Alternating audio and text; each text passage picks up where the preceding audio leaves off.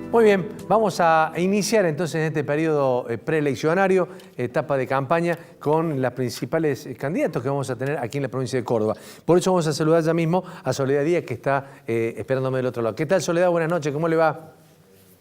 Hola, buenas noches, ¿qué tal? ¿Cómo están? Bien, bueno, José Ravalli te saluda en este caso y sobre todo para charlar un poquito primero de este gran frente de izquierda que va a llevar, y corregime si no es así, al MST, al Partido Obrero que representas, al Nuevo Más y a la Unión Popular Federal, que son los 4 partidos que van a participar de esta PASO para dirimir y para determinar quiénes serán los candidatos de izquierda para las próximas elecciones de noviembre. ¿Será así?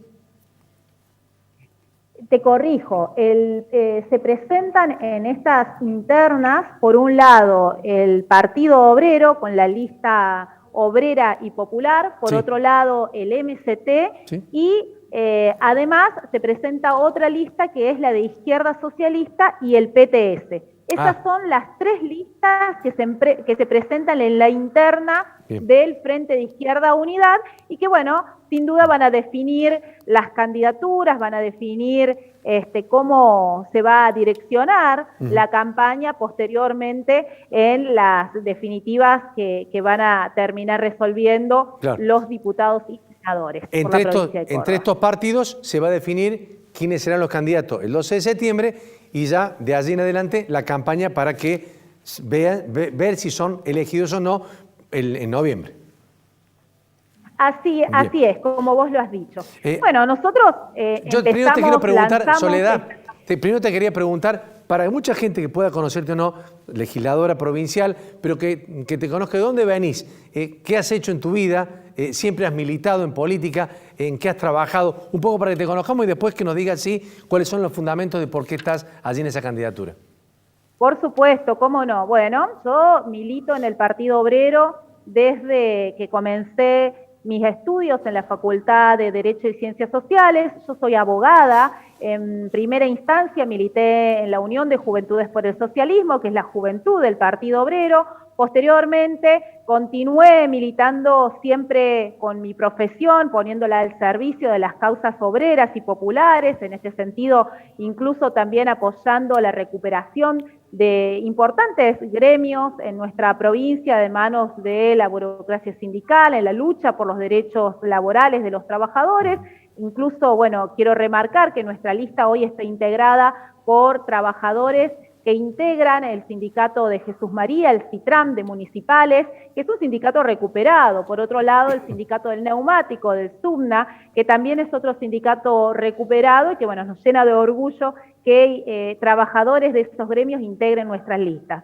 Posteriormente fui elegida en el año 2019 como legisladora provincial del Frente de Izquierda, en el que, bueno, me desempeñé siempre colocando la banca del Frente de Izquierda al servicio de reforzar las luchas que se dieron curso en nuestra provincia. Bueno, tuvimos una destacada participación en la defensa de la lucha que se desarrolló en los barrios por el acceso a la vivienda, que es uno de los problemas centrales, que incluso nosotros lo ponemos como un eje en nuestra campaña electoral, porque en la provincia de Córdoba tenemos un déficit habitacional de 350.000 familias, no es poco.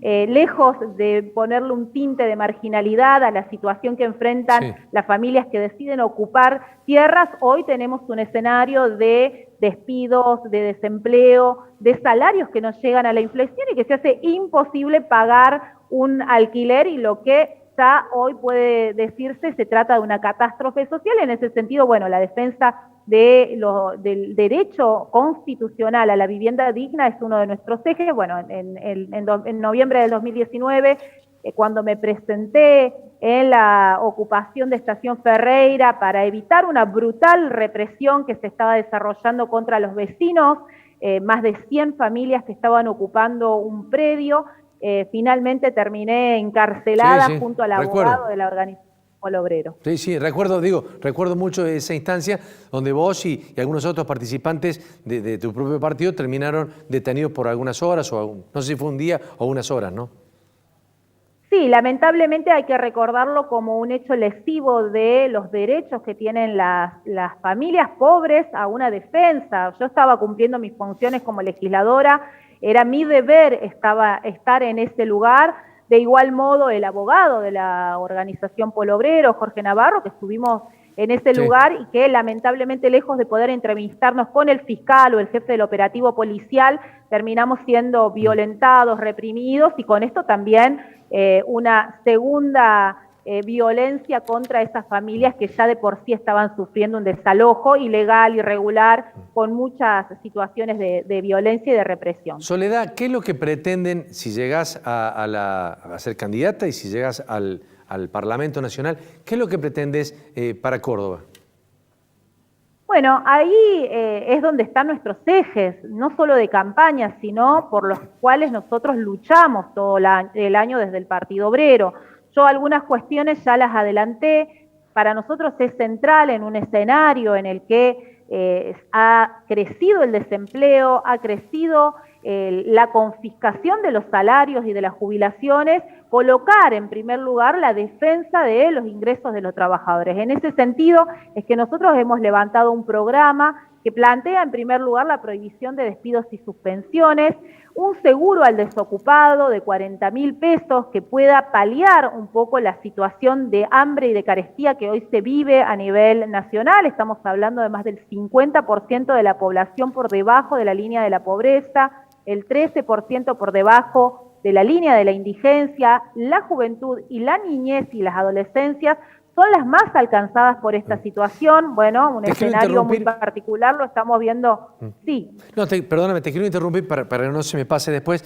Cuando hablaste de, y varias veces he escuchado los reclamos de ustedes, de suspender, o sea, que haya una cláusula de suspensión de despidos en el país. Pero ¿cómo hace, pregunto yo, cómo hace una pyme que vos bien sabés cómo está atosigada con impuestos, atosigada con cuestiones que van acorralando a una pyme que poco produce por las circunstancias económicas, y que pueda seguir sosteniendo esa empresa con 4, 5, 6 empleados si no tiene cómo hacerlo? Parece difícil sostener esto, ¿no? Muy buena pregunta la que haces. El año pasado el Gobierno Nacional lanzó un decreto de necesidad de urgencia que planteó justamente la suspensión de los despidos. Sí. Lamentablemente, todos fuimos testigos de cómo las empleadoras, las grandes patronales avanzaron de todas formas en los despidos, en los recortes salariales, y una situación que realmente se transformó en una catástrofe social. Hoy lo que nosotros estamos planteando es muy sencillo.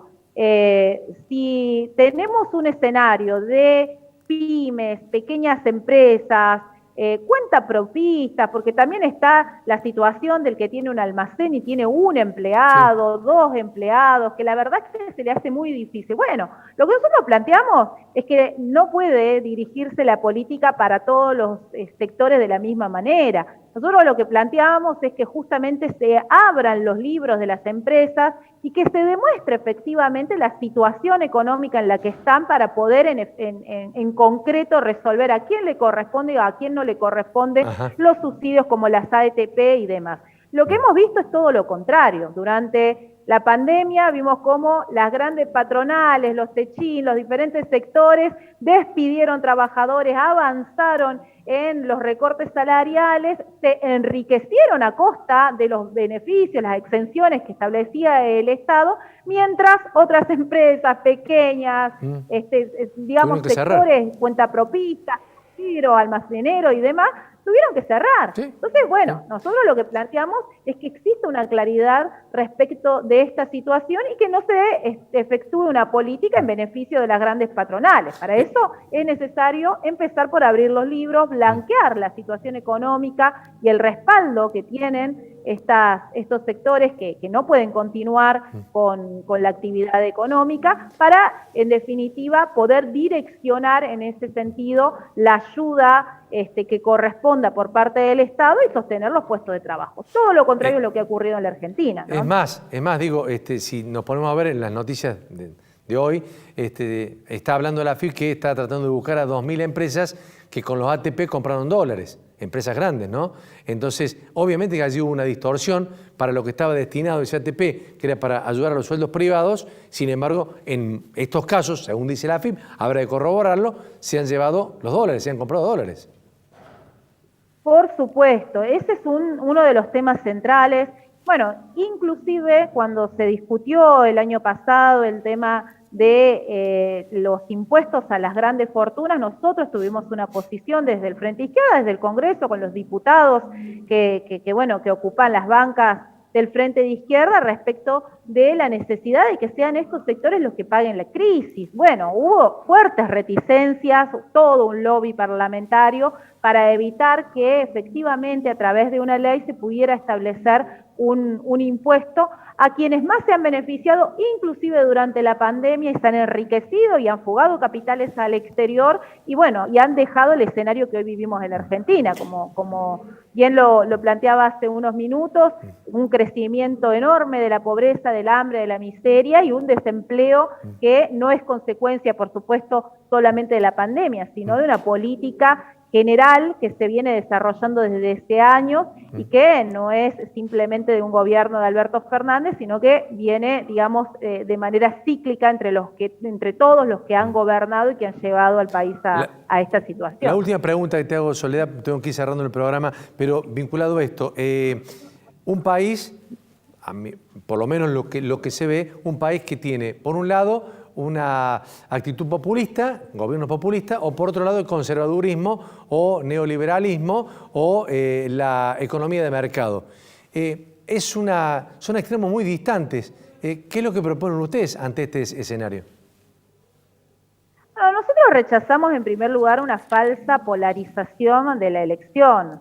Acá el gobierno de Alberto Fernández asumió el gobierno planteando que venía a terminar con el ajuste del macrismo, y sin embargo hoy lo que estamos viendo es cómo se va dosificando ese ajuste, en primer lugar con el ataque a las jubilaciones, que incluso en la provincia de Córdoba tiene parangón en el robo jubilatorio de la caja de jubilaciones provinciales que hizo el gobierno de Schiaretti entre gallos y medianoche, aprovechando justamente la pandemia para poder llevar adelante esa medida que no es más que un intento de armonización con las jubilaciones a nivel nacional y lo que implica seguir pagando la deuda externa de acuerdo con el Fondo Monetario Internacional, que requiere justamente de este tipo de reformas antiobreras. Sí. De la misma manera han cogobernado cuando todo el kirchnerismo le votó más de 100 leyes de ajuste durante el gobierno macrista. Es decir, que hay una política de retroalimentación entre dos extremos que se muestran como oposición, pero que en realidad defienden la misma política de avanzar en los acuerdos con el Fondo Monetario, de beneficiar a las patronales, a los banqueros y fundamentalmente de continuar pagando una deuda externa usuraria con el hambre del pueblo. Nosotros lo que estamos planteando es justamente lo contrario, es que en la Argentina se está abriendo paso una enorme movilización de diferentes sectores, tanto del movimiento de trabajadores que avanzan en la recuperación de los sindicatos. Bueno, yo hace un momento contaba esta situación en el sindicato del neumático, en el sindicato de Jesús María.